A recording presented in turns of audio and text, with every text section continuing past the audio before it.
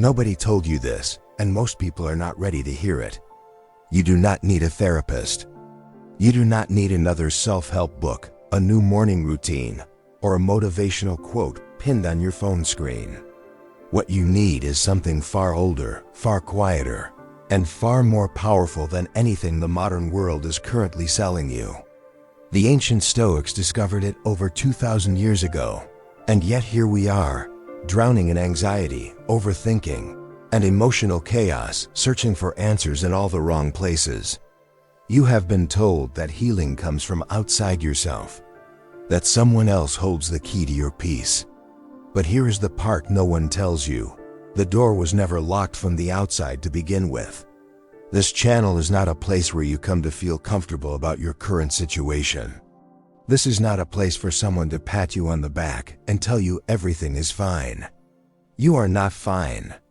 None of us are truly fine, and that is exactly the right place to begin. This is a place for truth, hard, unpolished, sometimes uncomfortable truth. The kind of truth that Stoic philosophers lived and died by. The kind that cuts through the noise of modern life and brings you face to face with yourself. If you have been searching for something real, something that actually changes how you think and how you operate in this world every single day, then you are in the right place. Stay with this until the very end. Here is what is actually happening to most people right now, and I want you to sit with this honestly. You wake up already exhausted, not because you did not sleep enough, but because your mind never fully stopped working. You carry invisible weight, regret from the past, fear about the future, anxiety about situations that have not even happened yet. You scroll through your phone looking for something, though you are not entirely sure what. Distraction maybe, validation, some signal that your life is moving in the right direction. But instead, you feel emptier after every session. Have you ever noticed this? The more stimulation you feed your mind, the more restless and unsatisfied it becomes. You talk to people, but you still feel profoundly alone. You achieve things, and the satisfaction lasts maybe a day, sometimes just a few hours, and then you are back to the same hollow, drifting feeling inside your chest. You are not broken. This is not a personal failure unique to you. But here is what most people miss entirely. What you are experiencing right now is not a mental illness that requires medication or diagnosis. It is a philosophical crisis, a crisis of meaning, a crisis of identity. You have lost touch with what you actually control and what you do not. And until you understand that single distinction with absolute clarity, no therapist, no pill, and no amount of journaling will deliver the peace you are genuinely looking for. What are you telling yourself right now? Marcus Aurelius was the most powerful man alive on earth during his reign. He commanded armies. He governed an entire empire. He had access to every material comfort a human being could want. And yet he wrote in his private journal, words that were never meant to be published or read by anyone, that the only thing truly worth mastering in this life is the mind itself. He wrote that you have power over your mind and not over outside events, and that realizing this is where your strength is born. This was not a motivational quote designed for a poster. This was a man under extreme, relentless pressure, dealing with war, plague, betrayal, and crushing personal loss, writing to himself alone in the darkness of night. And this is where everything changes. Epictetus, a man born into literal slavery, reached a level of inner freedom that most kings and emperors never experienced in their lifetimes. He taught that some things are within our control and some things are not.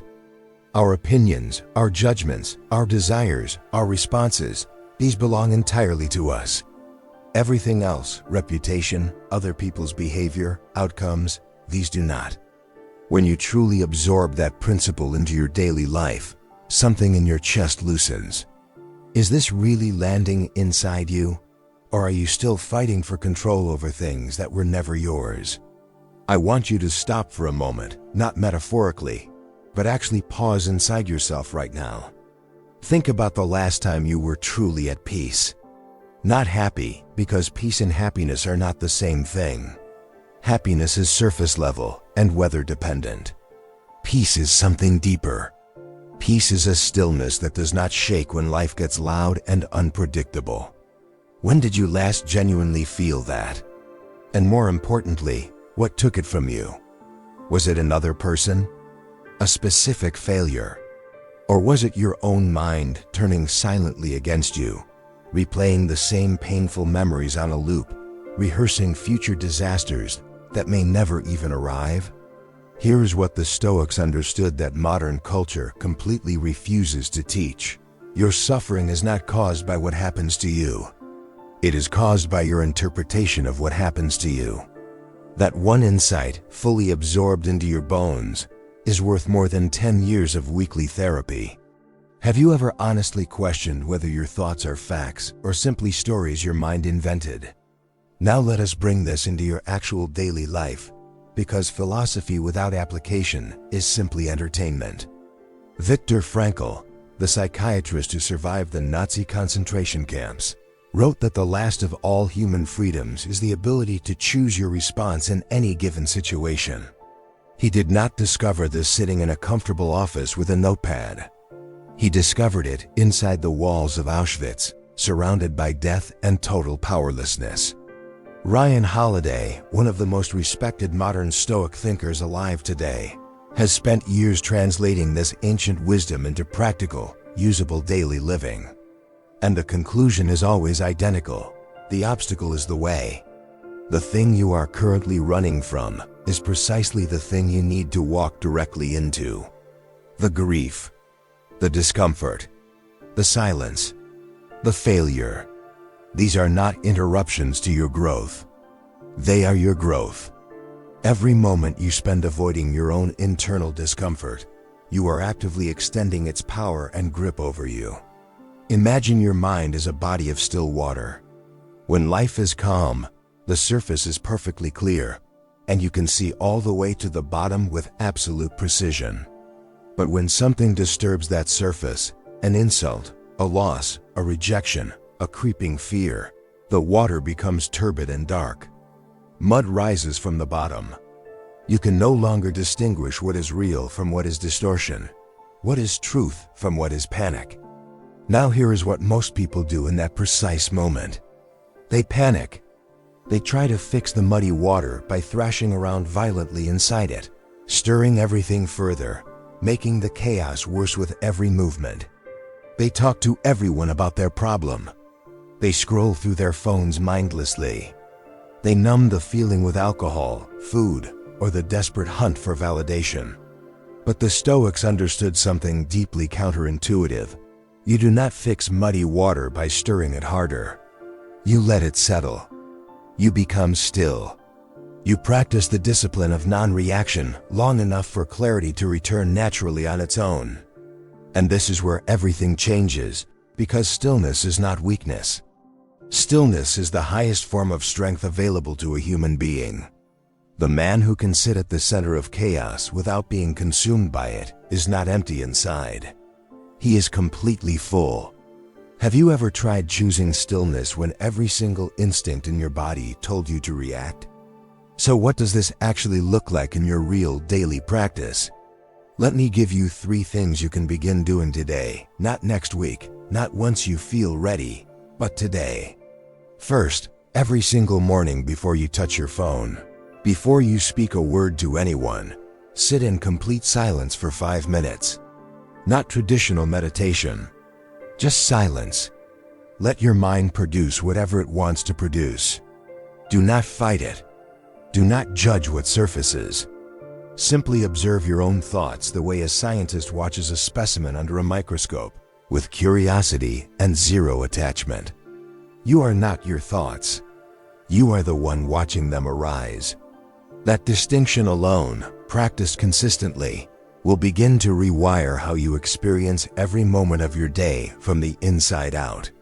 Second, whenever something external upsets you, a person's behavior, a situation, a piece of news, before you respond in any way, ask yourself this one question with total honesty. Is this within my control? If the honest answer is yes, then act decisively. If the honest answer is no, then release it completely. That release is not surrender. That release is power reclaimed. Third, begin a short daily reflection journal, not to record events, but to examine your own judgments and reactions. Write down one moment each day where you responded from raw emotion rather than reason. Then write how a man of total inner discipline would have responded differently. And here is the part no one tells you. Discipline practiced daily becomes character, and character eventually becomes destiny. If what you are hearing right now is resonating somewhere deep inside you, consider subscribing to the channel. This is where we go into these ideas consistently, with depth, with honesty, and without unnecessary noise. Hit the subscribe button. It takes 1 second, and it keeps this conversation alive in your life. Let me speak to you directly now, man to man, human to human, soul to soul. You have been carrying something for a very long time. Something you have not been able to fully name or explain, even to yourself. Maybe it is a quiet, persistent shame. Maybe it is a deep fear that you are not enough, not strong enough, not smart enough, not truly worthy of the life you want. Maybe it is a slow-burning anger that has nowhere to go and no language to describe it. And because the modern world told you these feelings require professional intervention, you have been either sitting in a waiting room or sitting in total silence, neither of which has given you the relief you were promised. But what if the answer was never in a diagnosis?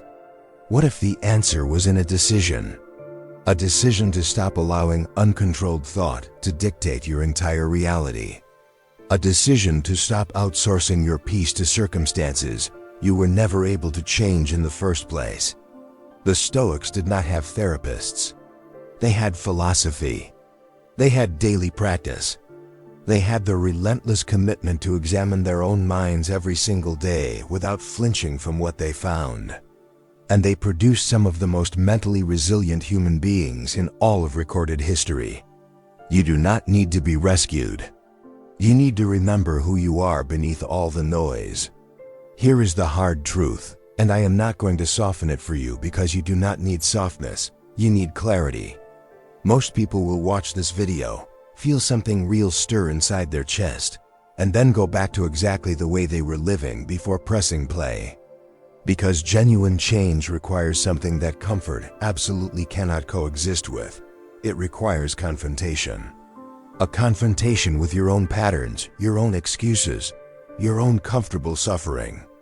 Yes, comfortable suffering. Because as deeply strange as that sounds, many people are more comfortable living inside their pain than they are facing the discomfort of actually changing. The pain is familiar and predictable. Change is completely unknown, and the unknown is terrifying to a mind that has never been trained to trust itself under pressure.